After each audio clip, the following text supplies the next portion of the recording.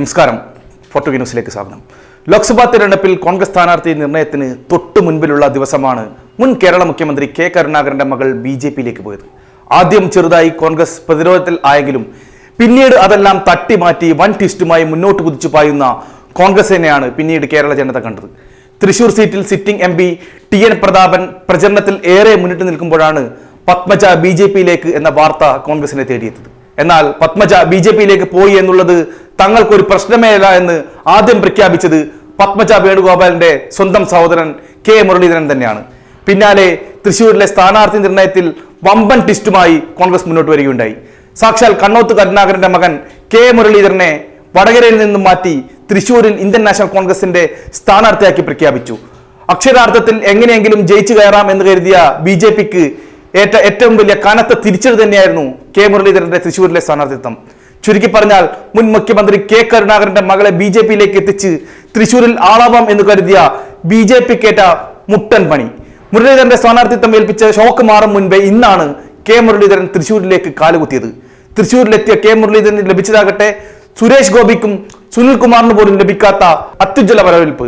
K Muraleedharan ലഭിച്ചപ്പോൾ സത്യത്തിൽ കിളിപോയത് BJP സ്ഥാനാർത്ഥി സുരേഷ് ഗോപിക്കായിരുന്നു.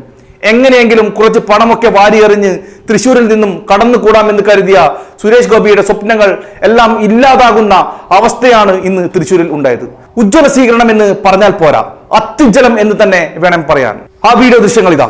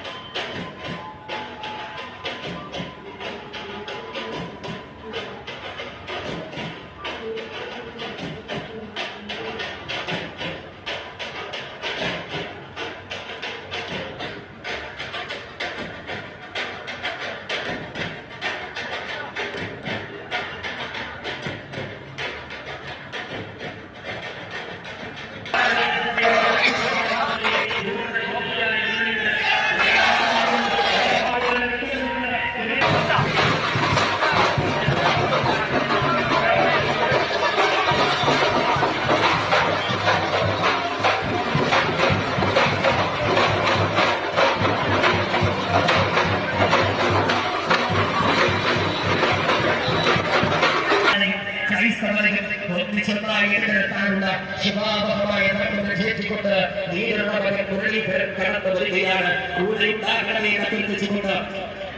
ചെട്ടുകൊള്ളുന്ന വെയിലും പടിയോരങ്ങളിൽ കാത്തു നിൽക്കുന്ന അമ്മമാരുടെയും കുഞ്ഞുങ്ങളുടെയും കൈക്കുഞ്ഞുങ്ങളുടെയും പ്രാർത്ഥനകളും പൂച്ചെണ്ടുകളും പൂമാലകളും ഏറ്റുവാങ്ങിക്കൊണ്ട് ലീഡർ K കരുണാകരന്റെ മകൻ മുരളീധരന്റെ പോരാട്ട പ്രവാഹം ഇവിടെ ആരംഭിക്കുകയാണ്. വൈശാഖത്തിന്റെ വർണ്ണമേളന സൗന്ദര്യമൊരുക്കുന്ന പല മതഗ്രൂപ്പുകളുടെ ബഹുരുചി പെരുമയാർന്ന പ്രതിശ്രദ്ധയിൽ നിർമ്മളാവച്ചൂട്ടുന്ന താജ്മഹലും ചെങ്കോട്ടയും കുത്തബ്മിനാറും ശിവക്ഷേത്രവും മധുര മീനാക്ഷികളും കൊണ്ട് ബുദ്ധപ്രതിമകളും കൊണ്ട് വിസ്മയപ്പെടുന്ന ഒരു രാജ്യത്തിന്റെ പൈതൃകത്തെ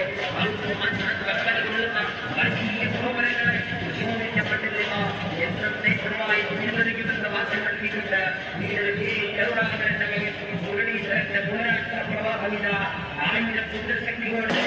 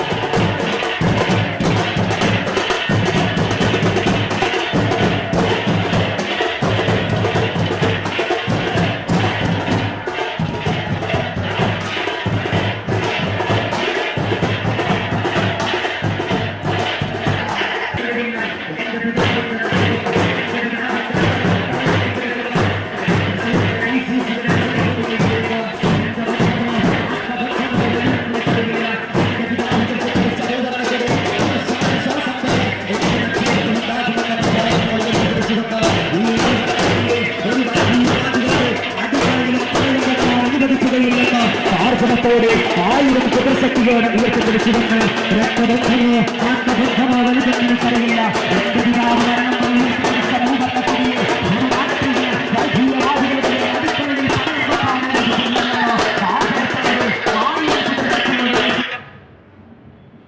മുരളീധരന്റെ ഈ മാസ് എൻട്രി കണ്ടതുകൊണ്ടാകാം ആളില്ലാതെ പ്രചരണത്തിനിറങ്ങിയ സുരേഷ് ഗോപിയുടെ പ്രഷർ കൂടി. പ്രവർത്തകരോട് ചൂടായി.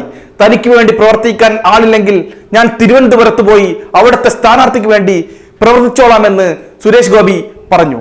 ചുരുക്കി പറഞ്ഞാൽ കെ മുരളീധരന്റെ ഈ രംഗപ്രവേശനം കൊണ്ട് സുരേഷ് ഗോപിക്ക് ഉറക്കം നഷ്ടപ്പെട്ടു എന്ന് വേണം പറയാൻ.